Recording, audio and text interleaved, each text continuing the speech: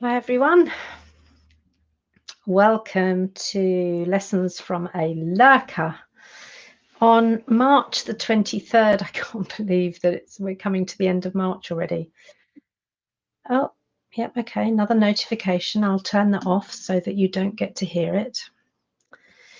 Here I am, in case you wondered whether I was really here or not. Well, here I am. Yes, I am really here. Looking a little bit washed out today. That's because I'm getting over not being quite so well.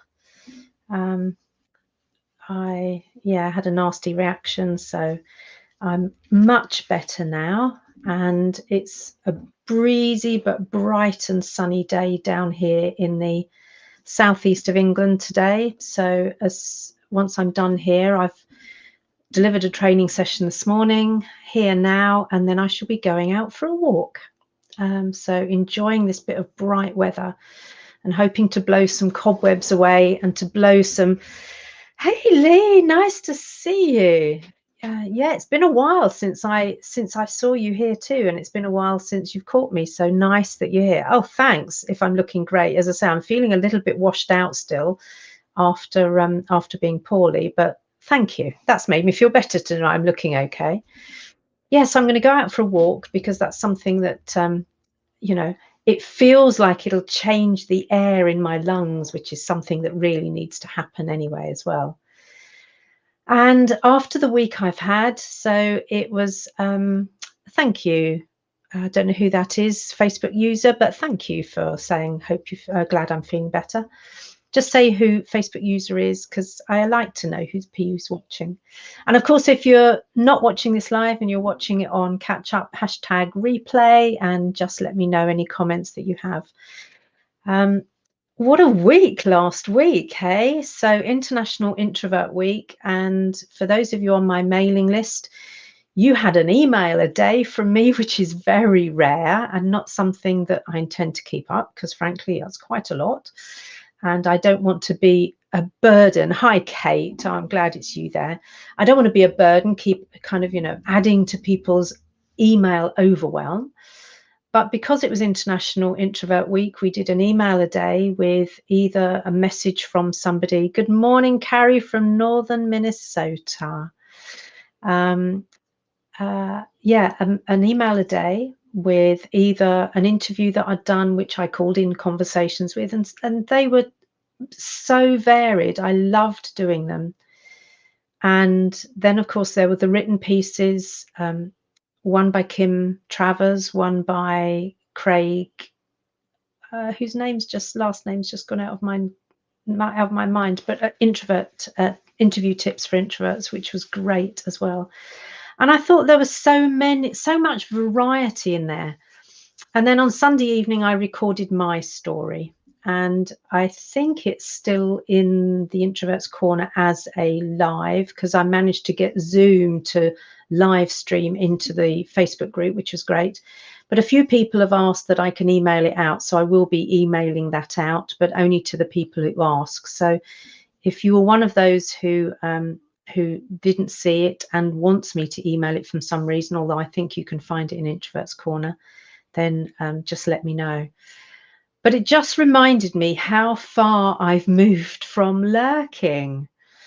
We had a lovely conversation about lurking. I don't know if it was last week or even the week before now, about how sometimes lurking is necessary because I don't need to, nor do I want to, nor do I have the energy to show up, in all my glory everywhere. And so sometimes I need to lurk in order to protect my mental batteries, in order to hang on to what precious little charge I've got to see me through to the end of the day. And so it was noticeable last week when there was something going on every day, how I really needed to make sure that my batteries were being topped up so that I wasn't kind of overwhelming myself. So this week I can get back to lurking a little bit. Well, I might have been able to had I not have been training full day yesterday on Zoom.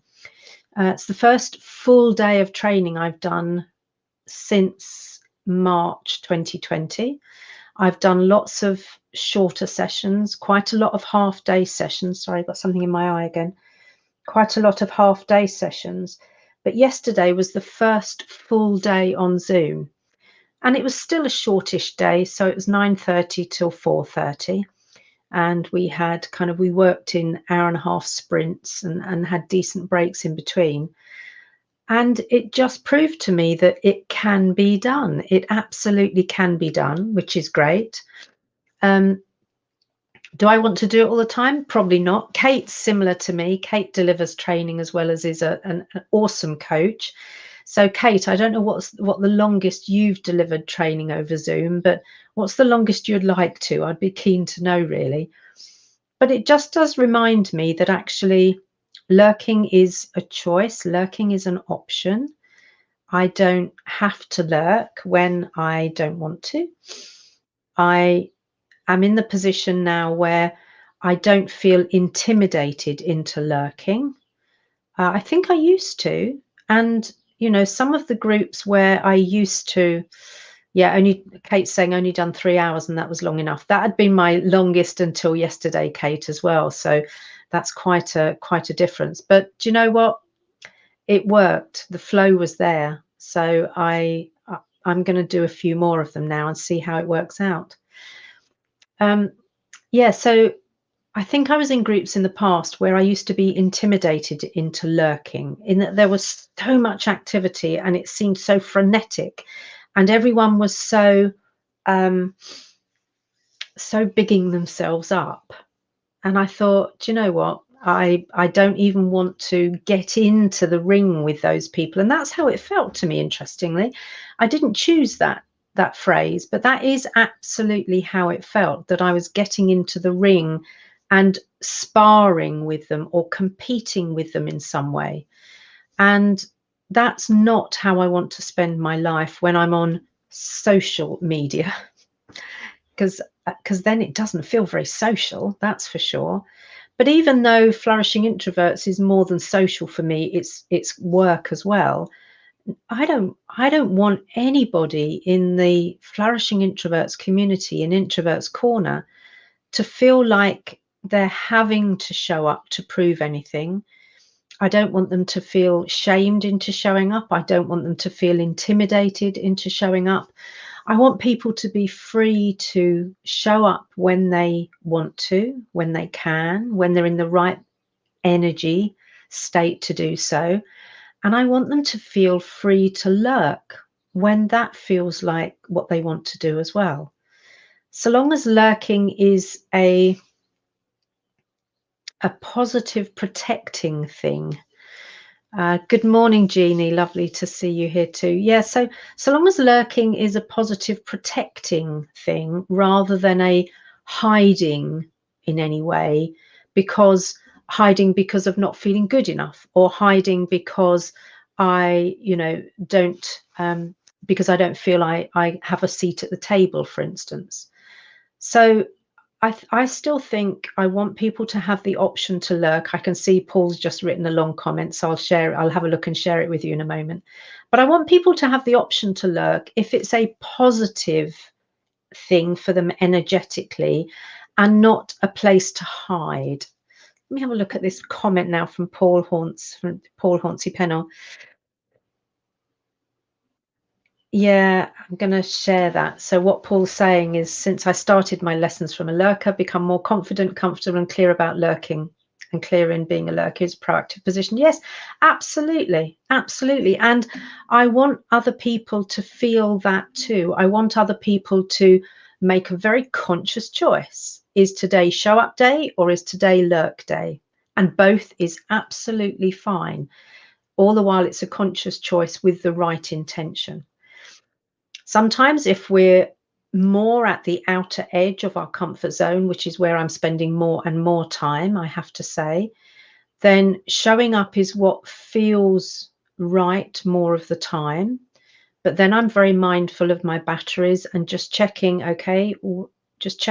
do I still have enough charge left? Because what I really don't want to do is I really don't want to get into introvert overwhelm, hangover and burnout, just because that route for me is, fortunately, I see it so clearly now. So I know what the steps are, I know what the triggers are. I also, therefore, know how to pull myself back from that position. And one of the mechanisms that I'm clear now, so thanks, Paul, you're absolutely right. One of the mechanisms I'm clear I use now is that lurking can be a mechanism I use, a technique, a strategy, call it what you will, in order to protect that bit of mental battery I have, in order to see me through into the next phase, and in order to stop me going into introvert hangover or burnout. So a few weeks ago, I remember having a conversation about I should stop calling this lessons from the lurker because I'm not lurking anymore. Well, I'm not going to change the name, actually, because these are still lessons from a lurker, and sometimes a deliberate lurker, sometimes a if it's not deliberate. There are times where I still feel a bit out of my depth. I was doing some work with some people yesterday, actually, and we were talking about one of the things we wanted to be more of. We were doing a personality profiling thing using the DISC tool, actually. And one of the things I shared, because I said, I'll never ask you to do anything I'm not prepared to do myself. And I shared that I would love to be more self-assured. And one of the participants said, what? You're a trainer. How can you say? And funny enough, the senior manager who was running, who was the main client and I was there on her behalf working with her team, she also declared that she wanted more self-assurance, and it shocked some people. But what it gave me the opportunity to do was to talk about how my inner critic, and you know her well, you've heard me talk about Gladys, but how she can still nibble away at the edges of my self-assurance. And I still have the way I work with my inner critic, with Gladys, in terms of listening to the messages, not to take them on wholesale, not to, buy into absolutely everything that the inner critic is saying, but definitely to just take a moment to think, is that something I need to be mindful of? Is that something I need to be concerned about? Because the inner critic is, as I've mentioned before, is just a subpersonality. It's part of who we are. And sometimes the messages that come often from a place of fear and wanting to protect us are well-voiced messages. And for those people who just discount completely everything the inner critic has to say, are sometimes losing quite important messages. So the process I use still works really well, in that I do tune in, and sometimes it can nibble away at the edges of my self-assurance. And then what I do is I bring my inner advocate into the conversation. So we then become a kind of triangle conversation, a tripartite conversation, rather than just my inner critic and me. And my inner advocate is very good at saying, yeah, well, I think we've got that, though. We've got that now. But here's the thing. Yes, occasionally I lack self-assurance, and I don't let it stop me. I also am prepared to be vulnerable enough to say I lack self-assurance, but not go, oh, poor me. It's just a question of saying, yeah, I know there are times where I could be more self-assured, and what I don't want to do is I don't want to become so overblown with my own importance that I don't have that little bit of humility, or I don't know how to show that vulnerability. So I'm quite prepared to sit here and say I lack self-assurance sometimes, and there's nothing wrong with that. I have strategies as ways of working with it so that I'm not victim to it, so that it doesn't then cause me to crease and crumple. And that's another story I'll tell you maybe next week, about a fascinating conversation I've had about, and I've noticed about how I crumple. But we'll talk about that another time, perhaps. Paul's put a long message here. I'll put it up so that I can read it and cut off my face. Is it not that lurking is a way of being for an extrovert? We don't debate whether an extrovert enjoys being visible, but it's equally as much a posture in social conditions as lurking is. It enables the individual to function. It's a proactive filter. Lurking never stops. Absolutely. Yeah, I think we're absolutely on the same page there, Paul, in terms of lurking not being a negative thing. And it also is something that maybe other people need to understand, that if we are sitting back a bit and not contributing as much, that there's something wrong with us. It's not that we're disapproving and not saying anything. It's not that we're shy. It's none of those things. It's actually that right now, maybe I don't have anything that I need to add, or that I don't need to be visible, because I don't need to be on show all the time. I don't need to be on show all day. I will show up when I've made a commitment to show up, when I have something I think is of value to add.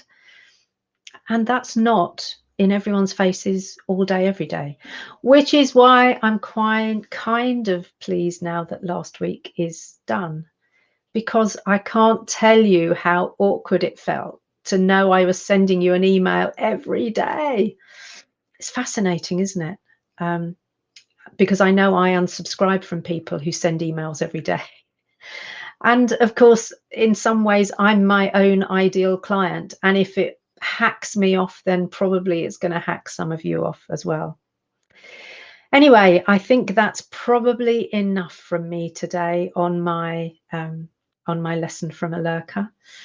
And I get to do a bit more lurking this week, because this week is quieter than last week, which should give me a chance to fully heal and recover. And I'm going to close this down in a moment, and I'm going to get ready to go out there and have a gorgeous walk out in the blustery sunshine. I hope you have a lovely rest of your week, and I look forward to hopefully seeing you here again next Tuesday. But if not, remember, you can always pop a post in Introvert's Corner. And if you're watching this on replay, #replay, your comments, your thoughts, anything you'd like to add is always welcome. See you next week, everyone.